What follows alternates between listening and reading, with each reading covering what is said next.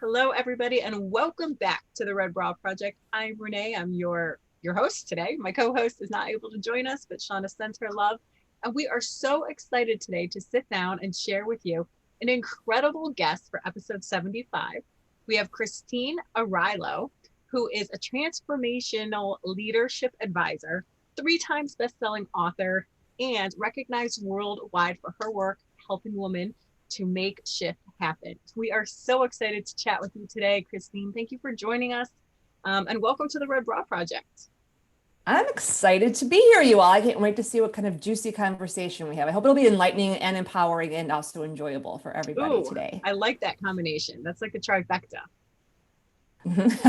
For sure. So why don't you start off by telling us a little bit about where you're coming from today and kind of what your background is. Yeah, I was so excited to get the invitation to be here, A, because who would say like no to anything that has a red bra in front of, anything, number one. Number two, I love connecting with women and having real conversation about what's going on in our lives and then kind of breaking through to the other side. So kind of background on me is that I kind of grew up in the corporate world, had my MBA, kind of, did that kind of normal, climb the ladder of success. I now call it the escalator to death. And left that world in 2006 when I realized that the models for growth were completely unsustainable and that I had become kind of like an achievement junkie. No matter how much I did, no matter how much I succeeded, like there was never enough. There was always more. And that led me to get really clear, like, wow, the way I've been educated and trained has set me up to basically just burn out, really, and always be overwhelmed. And so I'm like, I'm going to go try my hand at being an entrepreneur. And I had my first book was coming out, and I don't know, it might have been worse. I mean, like, it might have been worse. And I remember the first day I had what I call my first Superwoman Sob. And Renee, I'm wondering if you've had one of these or anyone listening has. So I'm 6 months into being an entrepreneur. I'm working 2 jobs, like my consulting job to pay for my coaching business and my book release and all of that. So I'm straddling these 2 worlds. And no matter, I have a vision board, Oprah's on it, I have all my goals up there. Plus I'm an MBA, so I have all these spreadsheets, all about my goals. And I'm just sitting in my office and all the papers are everywhere and the tears just start to come. And the despair and the heart of like, no matter how much I'm working, no matter how hard I'm trying, there just never seems to be enough of me, enough resources, enough staff. It's almost like when I had my corporate job, it was easier to hide in it because I had all these resources and I had millions and gazillions of dollars of budgets, and I didn't have that anymore. And so when those moments happen, those Superwoman Sob moments of complete overwhelm and meltdown, what you want to do, and what I did, is you slow down and you listen. So it's kind of like, think of like a storm, like, and it rains really hard. And then there's that calm right after the storm. So this day I was smart enough not to just hop back on and get on my computer and start working again. And I just really got really quiet and tuned into my intuition and like, what's going on here? And that little voice, that one that speaks to you when you're really listening. She's not really little. She's pretty, darn smart. I call her feminine wisdom, or fierce feminine wisdom. She says to me, Christine, you keep working this way and you're going to burn out, you're going to get sick, and worse, you're never going to make your mission. And I'm like, okay, that's true. Apparently, I got it. So then it goes on and it starts talking and it says, and what you need is the feminine. And I was like, huh, that is true, but I don't even know what the heck you're talking about. I'm like, yeah, I get that, but I don't know what that is. And 4 months later, I met my spiritual mentor and teacher, who I call the Yoda of the sacred feminine. This is back in 2006.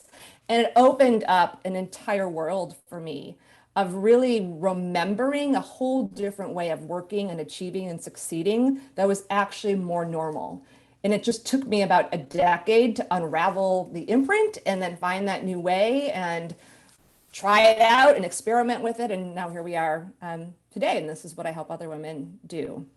Wow, that is just, there's so much there from I love how you call it a Superwoman stop moment. And I think there's so many of us that can absolutely relate. I mean, they hit out of nowhere and it doesn't feel good, but the fact that you stayed in kind of the quiet after the storm and you could hear your intuition that's a gift itself, because a lot of times we're usually running on to the next thing. We don't really have time to listen. And even though we know something's wrong, we may miss that voice, even though it's loud and, boisterous sometimes. I think that mentally and emotionally, sometimes we protect ourselves from listening to it because it can lead to uncomfortable change. But that is really, really interesting that you have that reflection to look back on. And back to your corporate world, did you, gosh, it's such a big step just to become an entrepreneur, but was that your intuition again? You kind of felt it in yourself and knew that you had to do that? I did. I had been a consultant in the corporate world, and then I worked on the corporate side for a while. And I just got to the place where my intuition, I was actually doing a 10-month leadership training, but it was not like that traditional leadership. It was more what I call wisdom-based leadership. And so I'm on this retreat for this 10-month program. And it's like the last retreat. And I'm like walking around and I just keep hearing this voice. So I'm auditory. My intuition is auditory. Some people are auditory, some people are visual, some people are empathic. It's really important to know how your intuition speaks to you. And I just kept hearing this voice like, you need to write. You need to write. And I'm like, whatever, like, and then I went and sit down by the tree one day and like literally kind of like Buddha, I hear the voice, like it's really loud, like you need to write now. And I'm just like, fine, okay, I'll write. And I kid you all not. I had this little piece of pad of paper and I like literally wrote out an outline, which became the outline of my first book, Choosing Me Before We, which was about relationship and how smart women end up in not great relationship and how to do something differently. And it took me 4 years to write the book, but about halfway in there, I just got the feeling like it was time to go out and try this. If I didn't go out and try it, then I was never going to know if I could do it. And I had kind of reached my dream in the corporate world. I wanted to work in fashion, and I did that. That was my last job. And it was my intuition, what I call my crazy wisdom. That crazy wisdom that's like, you need to go do this, but everyone's around you like, what are you, crazy? You're going to leave your 6-figure corporate job and your big career to go out and inspire and empower women and girls? I mean, that's what people would say, like, really, Christine? And I'm like, I kind of said that too at first. And that's what I do a lot of work with women transitioning from, and not everyone should become an entrepreneur. Let's just say that right off the bat. It is challenging, and it's not your calling. You should not do it. But we all are looking at our lives, right? Of like, what's really in alignment? What do we want to, and we're changing. And I think you're totally right, Renee, is that the reason we don't listen to those inner knowings, those inner nudges, what I call that crazy, fierce feminine wisdom, is because it's scary, because it pushes us beyond our comfort zone and it pushes us beyond conventional wisdom. And it causes us to do things differently. But I think like if you're not doing things differently and you're not pushing yourself, but allowing yourself to be pulled in the direction of your destiny, then it's just like being a TikTok robot who's just going through the motions. And I think if anything, this last year has shaken up a lot of people to like look around and be like, what am I really doing? Is this in alignment? Am I actually happy? Is this race going anywhere? I mean, that's where we're at right now. It's very empowering and also, very challenging. It is. And it's such a curious topic to kind of wrap your mind around, because you hear people talking about intuition and trusting your gut and things. And, I think that, yes, you're absolutely correct. Not everybody's made to be an entrepreneur. And I think that there are really hard days and they're really great days and everything in between. But you actually got goosebumps when you said you just knew, even at your corporate career and walking away with a 6-figure income and doing what you really wanted. But it's kind of like one of those signs. If it feels crazy, like it's batshit crazy, you should probably do it. And it's so weird to say, because then how did you deal with the people that were like, what are you doing, Christine? Whoa, are you sure? Well, and it's interesting because the outside world will reflect the things that you're insecure about in yourself. Oh, that's a good. So just know that, so it's like even when I left Chicago, so I grew up in Chicago, and as soon as I finished my MBA, I left Chicago when I finished my MBA school to go to California to pursue my dream of working in fashion with no job. And so all of my counterparts getting their MBAs are all going off to big consulting jobs and big, jobs at big companies. And I'm like, I don't want to spend the rest of my life selling mayonnaise for like a big corporation. And I've been a consultant before and I worked, 80 hours a week. I don't want to do that either. And they all thought I was nuts. My grandmother's like, I'm so worried about you. I'm like, spend your energy loving me instead of worrying for me. I'll be okay. The worst thing that happens is I run out of money and I got to go get a job as a consultant or, whatever. So I always say, like, follow that grounded wisdom. And this is the challenge we face as women. We're not taught about our intuition. We're taught to value our masculine power of intellect, and we poo-poo and we woo-woo the intuition. And we don't know the difference between what is like magical thinking and wishful thinking, and that I'm just so fed up with my life, I'm going to cut the cord, to like grounded wisdom. So when people make career transitions or life transitions, which is a big part of my work of helping people go through those thresholds, I always say, trust that crazy wisdom, but don't be a dummy pants. Don't cut down your tree, don't cut down your livelihood, don't cut down the financial support. So like when I left my corporate job to follow my inner wisdom, I had a consulting job while I also was building my coaching and my leadership practice. Yes. And I was and you have to, both. And then eventually it takes I remember someone saying it'll take you about 3 years to do that. And because I'm a high achiever, I'm like, yeah, I'll get it faster. Yeah, no.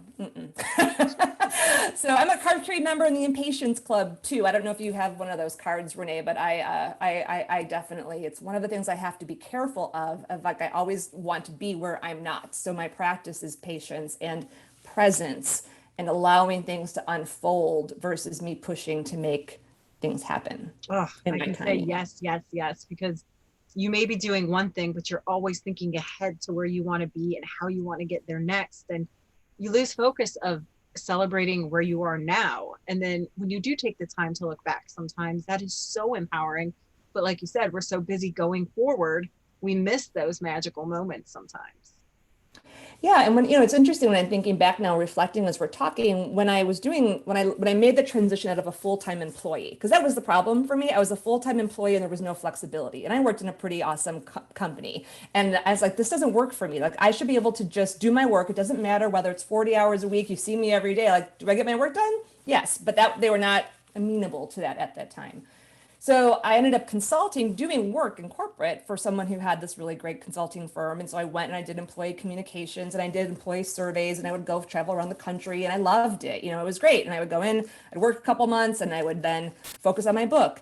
And if I had actually not been pushing myself to get farther ahead and pressuring myself to get to these unrealistic goals that are set in the entrepreneur world as well as in the corporate world. It's no better in the entrepreneur world. It's like, you can make 6 figures, in 10 months. And I'm like, not really, like at a great cost. And so if I could look back at that, if I had I needed the feminine. I needed to know how to pace myself. I needed to learn how to be both focused and fluid.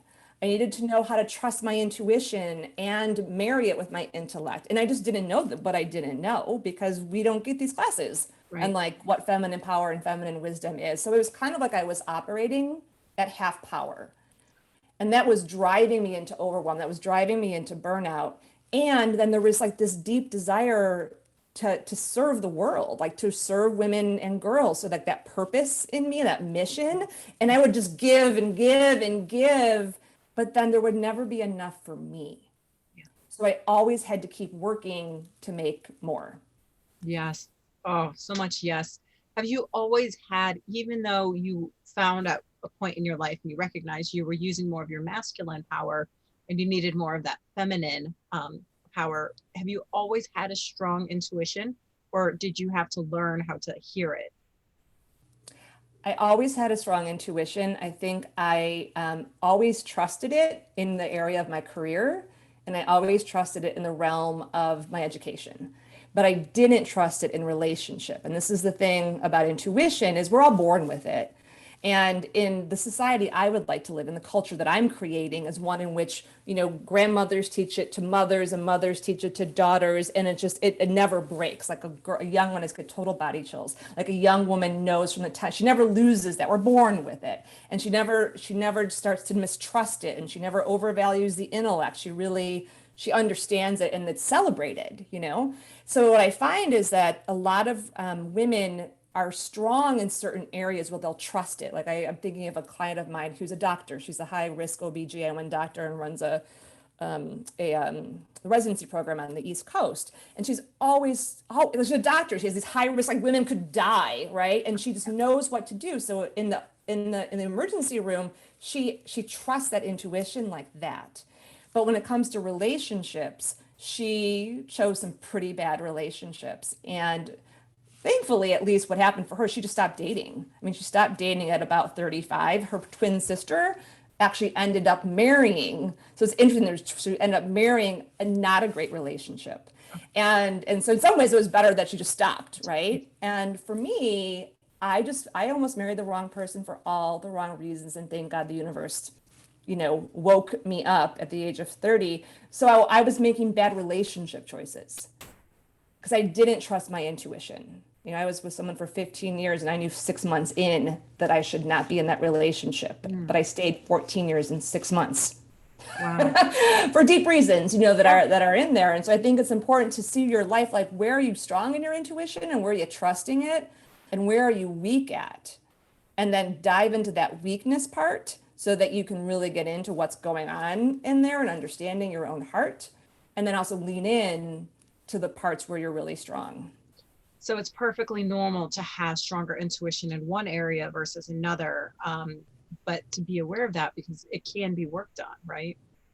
It can, and it also strengthened. It's like the way that I think of it, like a superpower, right? So it's like you need to strengthen that superpower, and the more you use it, the more you trust it. So the reason I was able to make the transition from a high paying corporate career that would just have kept going up the ladder is I had made a lot of smaller and also bigger leaps, in trust factors. So I had that relationship built. I'm like, I can do this. Like, what's the worst thing that's going to happen? Go get another job. Like that's the worst thing that would happen. And so I think that is first knowing how your intuition works. So one thing a question I could ask everybody is think of a time in your life, and Renee will ask this to you too. Think of a time in your life when you trusted that crazy wisdom, when there was something inside of you that said, this is your path, do it differently. Like this is the way. And most people around you were like doing something different, or people thought you were crazy, but you trusted it. Mm-hmm. And what was true for you in that moment that allowed you to trust yourself? What was true for you, like in yourself, and what was also true around you that allowed you to trust yourself? So what would be I call these crazy wisdom moments. What would be a moment for you, Renee? I like that. Well, as soon as you said that, I knew the first one that came to mind, which I've actually reminded myself as you go through life and you do different things and you're in different seasons, and sometimes you listen more to that intuition than others. But I take myself back to this time and I just knew, and it was crazy. And, I went to Australia after I graduated college for 6 months because I didn't want to jump into the quote unquote real world yet. So I was like, I'm going to go travel and work and travel up the coast in Australia. And a good roommate of mine went, and we were over there and it was amazing. And I found a job to afford more travel and she didn't. She came back to the States. So I was like, I need to stay over here by myself. It's going to be okay. I need to do this. And I did it. And I came back to the States and it was great to see my family and friends and everything. But I was sad. I missed that part of me. And I actually was interviewing for jobs at that point, and I had volunteered on a crisis hotline, my background, psychology and advertising. And it was a 6-person panel interview. They called me afterwards. They offered me the position. And I literally remember it was a hot summer day in August and I was sitting in my car. No, it was actually end of May because I got back to the States beginning of May, and getting ready to go into this Amish style restaurant where I was a server, and they offered me the position. And I didn't even say I need to think about it. What I said was, I appreciate this opportunity so much, but it's just not the right fit for me. And I hung up the phone And I was like, oh my God, everybody's going to think I'm crazy. But I just knew that if I took that job, that would be putting my roots down quickly to where I felt like I would be too enclosed, and I needed to Mhm. take a chance to grow more, even though I didn't know what that was. And, I was working a serving job, I was cocktail waitressing, I was doing another serving job, I was working 3 jobs. This is like, you have a full benefits package, insurance, a salary, and you're not even, you know, out of school for 5 months, 6 months. And here it is. And I said no. And I told Mhm. my parents and told my friends. And like you said, it's just they supported me, but I'm sure there was a lot of I'm not really sure what's going on with her. I So mean, yeah. full body chills as you're telling the story, which is usually also like a sign, right? Our intuition will run those truth chills, and you just know, like you know it in your body, Yeah. you know it in your core. And now looking back at that, aren't you glad you did that? Like that you trusted yourself? Oh, 100%.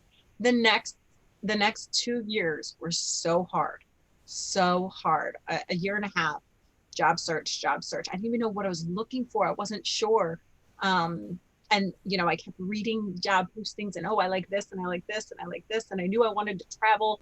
And, finally I came across this job that had everything. And it was a contract job, and it was 100% travel, and it was representing the American Heart Association and doing Mm. speeches and doing all of this stuff. And it was incredible. And I remember kissing, like it was when we still had to send in resumes and stuff. So I kissed it goodbye, and they had called me and we did an interview, and they called me back and they said, we loved you. We really wanted to hire you, but there's somebody in office that we need to send out into the field, but we'll keep your information on file. I said, okay, great. So sad, so sad. And by the end of that week, and they had called me back to offer me the position because her dad worked for a competitor. And so that Mm. kind of in turn, that's where my career began. And it was crazy, but it was a hard almost 2 years of job searching, 3, 4 a.m., sometimes in the morning, depending on how many jobs you're working. It's crazy, but it was worth it. And I bet it built up your trust muscles because that's what we're talking about here is those times when we're like, oh, it's like it's kind of like doing yoga, and like you're like in a position, you're like, or you're running because like when you're like a runner, it's like you want to push, you don't want to push yourself, but you want to stretch yourself. Right. And that stretching yourself is just different than stressing yourself, which is a Mm. big piece of what I believe like we as women need to really embrace is one of the first things I wrote in Overwhelmed and Over It was we women have become so resilient that we've become too tolerant. Become too resilient, we become so tolerant. So we become tolerant of the way that we work and live as like normal. Like we can just take more out, we can just take more out. Like we can do this, we can hoist the whole world on our shoulders, we can take care of everybody. But if you, as I was doing the research for Overwhelmed and Over and just over the last 10 years of like, what is under the root of like why women are still sacrificing themselves and we're less happy and we're more burned out, not less. And one of the things I realized is that the way that we have basically, if you think of when women entered the workforce back in the 60s and 70s, we didn't have a choice to try and change anything. They're like, okay, ladies, you want your rights? Come on in, cut your hair, wear little bow ties, and put the shoulder pads on. And like, there wasn't enough women in enough places of power. So we kind of had to play by the rules of a game that was never built with women's best interest at heart, or really humans in general. Mhm. And we're in a different place right now. We Yeah. are in places of power and we are in places of authority and influence, and we have more of a sense of our own agency, and we are more connected than ever. And this is the time. Like this is the time to actually for all of us to take a look around and be like, number one, what is no longer working in my own life? What is no longer sustainable in the way I'm working, in the way I'm living, and the way that my relationships are set up? And be honest about that. Like really be truthfully honest. We all have them, all of us, because the systems aren't working anymore. But once you can get honest about that, then you can be like, okay, second question is, what is sustaining me? And more of that, right? More of that, like whatever that is, what's sustaining you and how you're working, what's sustaining you and how you're living, what's sustaining you and in your relationships. That's the second part. And the third part is, what am I reimagining? What am I designing? What am I co-creating? What's the reality? What's the world I want to live in? Yeah. And kind of like, like not going like 10 years out to my 10-year plan, but like knowing that we are the creators, we are the culture makers. And so where to focus our energy and our time and our resources about creating the world we want to live in. So I want to live in a world in which young women are taught their intuition from the time that they are born, and we honor it and we celebrate it. And you and I could, go meet with a 10-year-old and we'd be like, honey, how does your intuition talk to you? She'd be like, well, let me tell you, I'm auditory and I'm kinesthetic. And we'd be like, oh, me too, like that's the world I want to live in, because then every choice we make is guided from that deeper and higher and more enlightened place. And that really, as a parent or as people who help people, like that part, no one can take that away from you. And that is, that's the world I'd like to live in. I love it. It's so beautiful. And that's a great kind of transition into your book, which the full title is Overwhelmed and Over It, Embrace Your Power to Stay Centered and Sustained in a Chaotic World. And my goodness, first of all, before we go into all of the goodness that's inside of the book and kind of telling our listeners what it's about, what was going on in your life that led you here where you knew you had to write this book? Well, it started 10 years ago with Superwoman Sob. That was the moment when I realized there was a problem. And I felt like a lot of the strategies of self-care and self-love and stress management and time management and productivity, like it was just making it so that we could tread water in an unsustainable reality. And I'm like, there's something else going on. I'm going to go deeper into the roots of what's going on. And so I went deeper from like a human consciousness perspective, but I also went back and talked to the women who were at the forefront of the women's liberation movement in the 60s and 70s and was kind of like, WTF, like, can you explain to me what's going on? Like why we feel, so much pressure. And two things came out of those conversations. I actually got to speak to Gloria Steinem too and have a one-on-one conversation with her. It was really awesome. She's amazing. Was two things. One, because we weren't in places of power when women did enter the workforce fully, the systems didn't change to account for the shift in the family dynamic and the working dynamic and all of those different dynamics. And so we just took more on.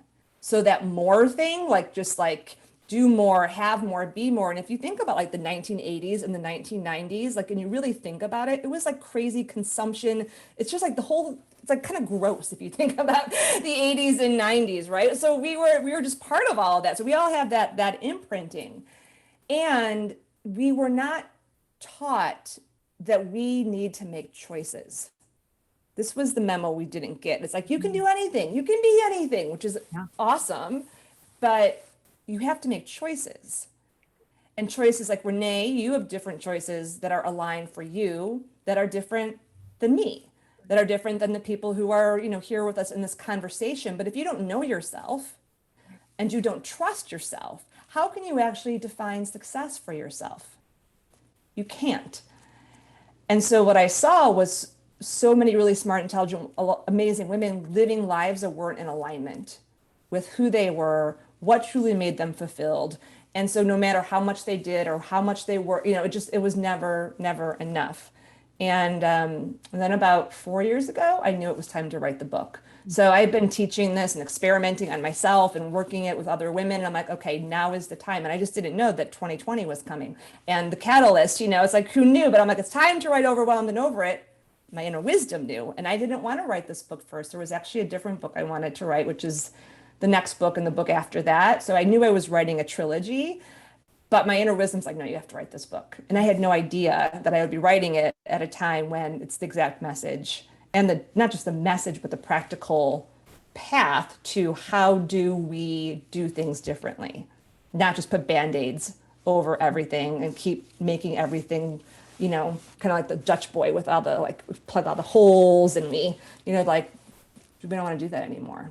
That was a great analogy too about treading water. And I'm a very visual person, and just kind of watching some of your videos and things, I thought that you did a really great thing about how you give, you give, you give, you give, you take, you give.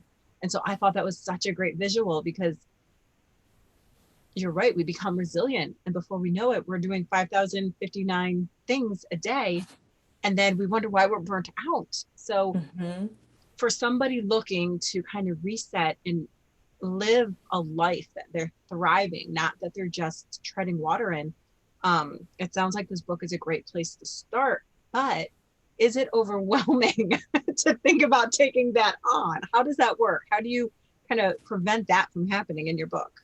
Yeah, that was very, that's why it took me a year to write it took me a year to write the proposal and because I had to figure out the outline. Because I'm like, how do I write a book that actually gets women out of overwhelm, liberates us, but also doesn't overwhelm us? Us. Right? That was because that's the last thing. Oh, great. Now I have to figure out how to get out of overwhelm, right? It's like, no. That's not that's not not the path. It's not the path. So I think I actually did it. You'll have to read it. And I think it's a book that takes you through a process and is a guide. So it's not like I'm going to sit down, I'm going to read this over a weekend. It is more like I'm going to be in relationship with myself and I'm Mm, going to become more aware. So the first step is awareness. You cannot change what you cannot see. So we need to become awareness of our own imprints within ourselves. So in my research, what I found is there's probably more, but there's 12 core imprints that we run inside as women that cause us to overgive and cause us to work too much and cause us to give too much in relationship and cause us to, be busy, busy, busy. Like one that you're talking about, Renee, is that it's better to give than receive, which is the old programming. Because if it's better to give than receive, if you just think about that for a moment, if that was the programming running in your internal operating system, not just a belief, but it's actually like an imprint in us, 100%. Yeah. we give and give and give like Mhm. there's or banks that won't take in deposits, right? So it's like, no, I'll just keep giving and giving, and then until you're bankrupt and you're like, oh crap, like now I need to receive, but you're already burned out. And it's why it's so hard for women to receive. We are really good at being achievers, strong achievers, check, got that, right? Selfless caregivers, check, got that. Receivers, oh, I don't need, I'm good, yeah, I'm good. Like, like from the little compliment that we get to like the man saying, "Can I take your bag down?" I can't tell you the number of women that come to my retreats, and my partner Noah, 6'2", big man. Let me take your bags, and they'd be like, "No, I got it." And he's like, "No, really, let me take your bags from you." And I'm not kidding you, 70% just look at him and like no, and like they're like, "I'm gonna punch your lights out, Mr. Man, if you try to take my bags." Smart ones, they look at him like this. And I could see like their brains like, starting to like move and their eyeballs are kind of moving and they're like, did someone just ask to take this heavy burden off of my hands? And they give, I watched it so many times, they give him the bags and their whole body goes,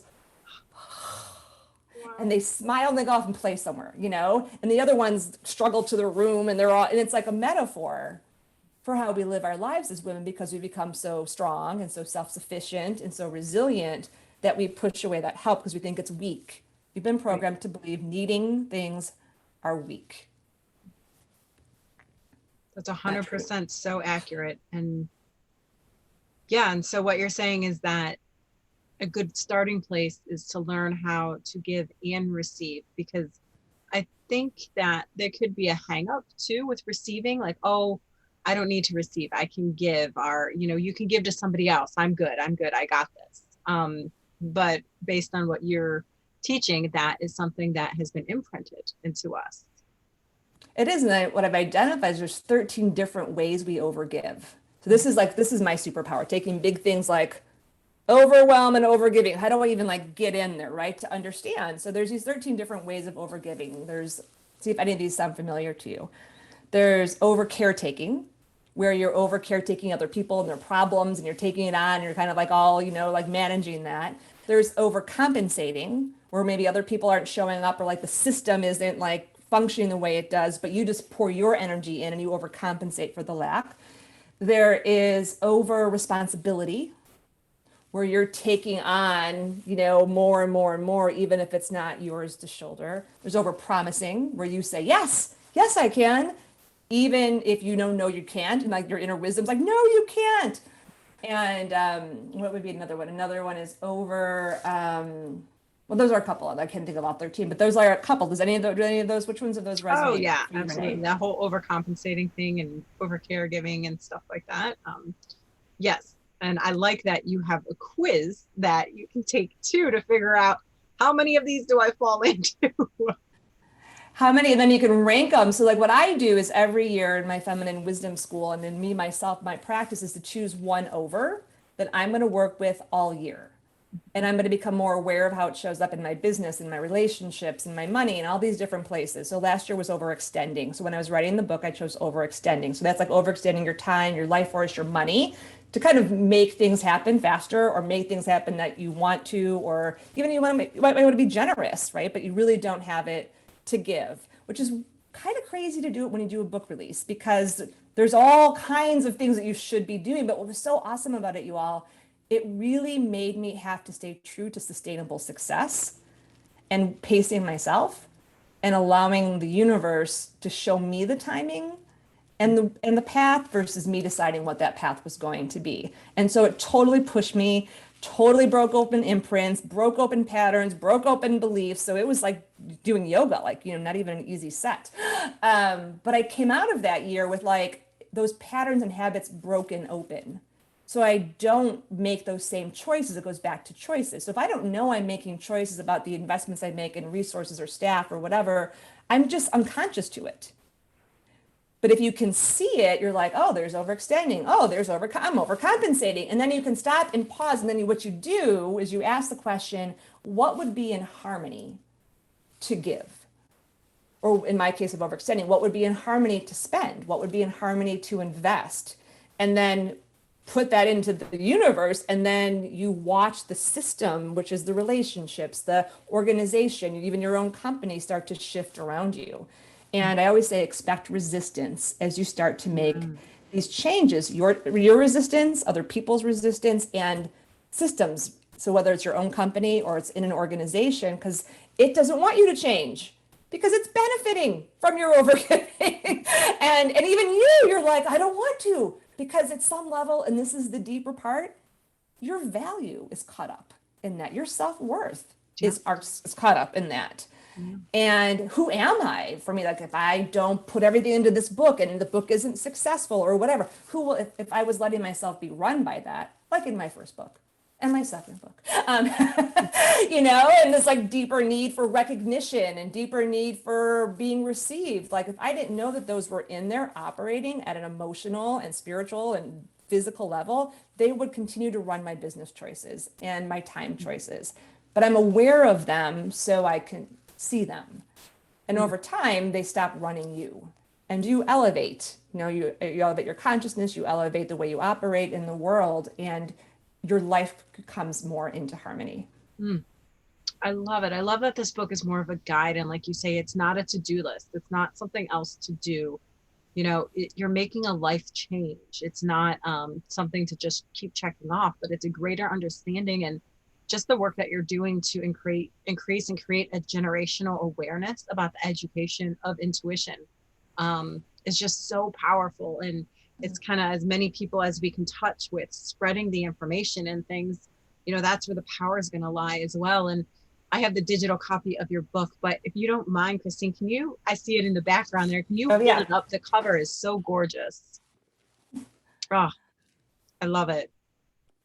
I love it too. My designer came out of retirement to do this. She had an intuitive hit. I want to start designing again. And I had an intuitive hit to reach out to her. We reached out to each other on the text on the same day, and then we co-designed this cover together. And then the publisher helped too. But it was like one of those things, like when you're connected to your intuition, she trusted hers and I trusted mine, and now I have a book cover. I'm like, how do I do a book cover called Overwhelmed and Over that feels like empowering and like liberating, versus some of the covers were like, the audio book. Oh my God, they did the first cover of the audio book, and this woman was like this, like on the cover, like she was like having a Superwoman sob. I'm like, no, you're missing the point. We want to show them what's possible after the Superwoman sob. I'm like, no one's gonna get that audio book. She looks depressed and like she's about, in the pits of despair. So they changed it. They actually changed the cover, which was great. That's great. That's funny. Tell our listeners where they can find your book. And I know you have a podcast. It sounds like you do retreats. And if you offer one-on-one coaching and just kind of how people can come to work with you. Yeah, come over to overwhelmedandoverit.com is the easiest way to find me because it's the book page. And then that's on my website. So you'll see all the other good stuff. And I do work with people individually, and we'll be teaching the book. I'll be doing some kind of group experience this year. So that'll be fun. And my podcast is called Feminine Power Time. So it's a great place to connect. And yeah, this is my work. I mean, it's like this is our work. This is my work in the world. And I'm so glad that I made the choice to trust. And I work with a lot of women in the systems. Like we're saying, not everyone should become an entrepreneur.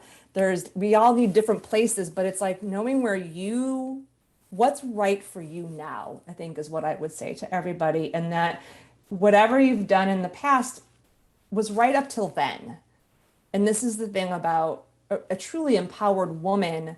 She knows when it's time to make a shift and she doesn't try to do it alone. This is the other piece I think we really, and that's why I love this project that you're doing, Renee, is that we need each other. We need sisterhood. We need support. We need people to reflect to us. I don't operate in a silo. I have a council of clarity. I call them a council of clarity around me. I have femiminds with my dear friends and sisters who we meet together once a month. And so I have these like support structures that are holding me up and helping me when I get wobbly bobbly. And I think that it's one of the biggest things I would love to see shift is women re-embracing true sisterhood and having that experience of it. And I think when that happens, I think the world will shift pretty darn fast. So good. Um, Gosh, Christine, thank you so much. You've shared so much inner wisdom and just through your own experiences. And I mean, even when you mentioned about your relationship and, it was 14 years. And I think you said the months that you Six knew months. that you had to make a shift. I need to rewind real quick back to that. How did you find the strength to make such a huge change? Mm. Well, I was 30 at the time, and it was kind of my big wake up call. So, to be truthfully honest with you all, he was the one who pulled the cord. So he broke up with me on the way to our engagement party. Wow. And yeah, it basically said, I don't love you and I've been cheating on you. And, and this is what woke me up because I was like, well, that's nice, but we'll fix that. And we went to our engagement party. Like if I showed you the pictures from that engagement party, Renee, you'd all be like, she looks really good. You could never tell that just happened. Because I was like, well, no, we'll just fix this because I'd been fixing it for a long time. Mhm. And then after 2 weeks of like literally begging this man to take me back. So I'm getting my MBA at Kellogg, best business school in the country, have a big job. Like I'm a happy person and I'm begging a man to take me back. Yeah. Thank God. I always send him little gratitude cards. I'm like, thank you so much. Thank you so much. So basically what happened is I went to see an astrologer and I had never seen an astrologer before. And she read my chart and his. And she basically said, look, honey, you can keep trying to follow this man and chase this man, but he's going to like just make you miserable. Or you could let go and your life will open up into possibilities you could never imagine. I just needed that one person. Yeah. I needed one person to tell me there was something possible. And I made a choice in that moment. Well, actually, that little voice spoke to me again, the one about the feminine wisdom. The first night, I had moved out of my house. I had to leave my big house, my dog, the whole thing, and I'm living in my friend's studio apartment with her. She's engaged. She's off with her fiance, and I heard the voice, Christine, you have a lot of self-esteem, but you do not love yourself. And I was like, that's true. And I don't even know what the heck self-love is. And that's, I mean, a whole other journey. We're choosing me before we and the other parts came from. But I made a choice that moment. I made a promise that I've kept ever since, which is I will never settle for less than my heart and soul desires. Which means I have to know what my heart and soul desires, which means I have to be in relationship to my heart and soul, coming back to where we started. And so I would give everyone that promise. And we're so conditioned in this world to think we should be here, but it's actually in our heart, in our body, where the wisdom is. And I had a lot of support. I had a lot of support to make it through the first 2 years of that. And they kind of held me, they were like my circle, like my support circle, my wings of support. And I don't think I wouldn't have made it without those circles and those wings around me. It's so important to receive when that support is extended as well. I mean, I think that's a great example of that.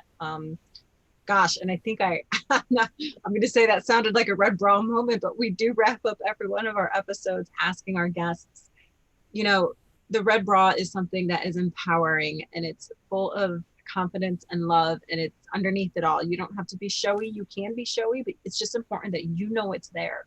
And they can be big and small moments. It's not just one red bra moment that makes up your whole life, but having this conversation with you, I can hear many that I'm like, that was one, that was one, that was one. But personally for you, when you think about a time when you look back and you're like, yeah, that was my red bra moment, because I look back and I'm so happy for what I did, and the confidence and just the joy shines through. What was that for you?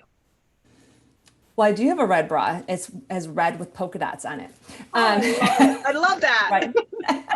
And so it's playful, because I can be very serious and very intense. So I need that. I need the white polka dots. Yes. I think for me, and this is just what's coming, is that I continue to open my heart to more love, and more love again and again. So like even when things were hard, and especially for me, once I left ex-person, that's why I call my ex-person, I was done with that. And I actually did meet a really wonderful partner who's taught me so much about relationship and love. But I had to open my heart to that. I had to open my heart to let this, like I call Noah a walking love. Like he's just this love, he's like, I love you. And I'm like, whoa, that's a lot of love. It's like I still have a hard time opening up to that love. Or I think about, I had some pretty traumatic relationships with women, people who were like soul sisters that blew up on me and were really, really challenging. And it's like, I remember my spiritual mentor, Arylo, saying to me, will you open your heart to love once more? And there's like a part of me that's like, I don't want to, I do not want to. But I think it's not one moment. It's like, will I open my heart to love again? Will I open my heart? Don't be a dummy pants. Don't, trust people to be who they are, put people in the right place. But again and again, I choose to open my heart to love. I love that. I love that. And look at all of the possibility and things that it has brought into your life. And that is such a beautiful reminder. Thank you for sharing. Thanks for asking. I'm so excited. I didn't wear my red bra today, but I'm going to wear it tomorrow. Yes. I love it. I love it. Wear my red scarf instead. Yes, I noticed. We close out every single one of our episodes with a quote for our guests. And the one that we chose for you is: the greatest weapon against stress is our ability to choose one thought over another. William James. And I think that the example that you just gave with you choosing love over and over and over is so fitting. So thank you so much, Christine, for sharing your heart and the intention and just everything with your book. I think it is just going to touch so many lives, and we're so excited to share it out on our podcast and YouTube channel. Well, thank you, Renee, and thanks for everyone for being in this conversation together. I feel like we're all in it together. I'm excited. I'm like, we're gonna do this together, and one day we're all gonna be sitting down, like having coffee. I'll be having some red wine, whatever. Be like, we did this. We changed the world. That is right. Our worlds first.